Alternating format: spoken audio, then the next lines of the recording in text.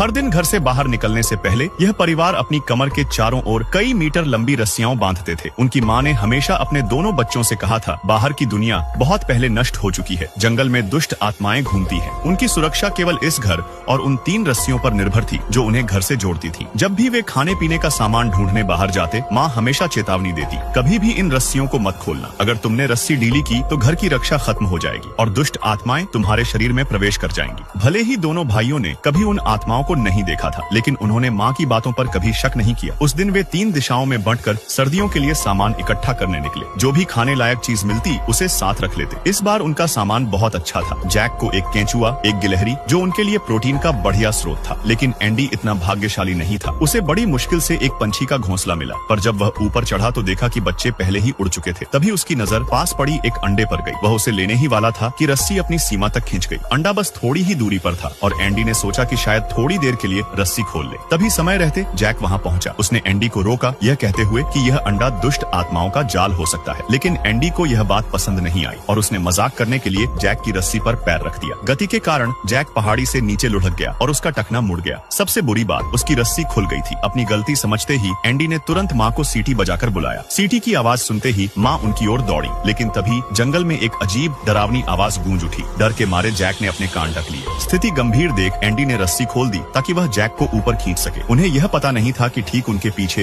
एक दुष्ट आत्मा चुपचाप पास आ रही थी। सौभाग्य से माँ समय पर पहुँच गई, लेकिन उनकी रस्सी भी अपनी सीमा तक खींच चुकी थी। बच्चों को खतरे में देखकर उन्होंने तुरंत अपनी रस्सी काटी और उन्हें ऊपर खींच लिया। दुष्ट आत्मा उनके पास पहुंचने ही वाली थी कि माँ ने फुर्ती से रस्सी समेटी और तीनों को कसकर बांध लिया। किसी तरह वे आत्मा के हमले से बच गए। लेकिन जब एंडी ने ऊपर देखा तो वहाँ आत्मा का कोई निशान नहीं था। पहली बार उसे माँ की बातों पर शक हुआ।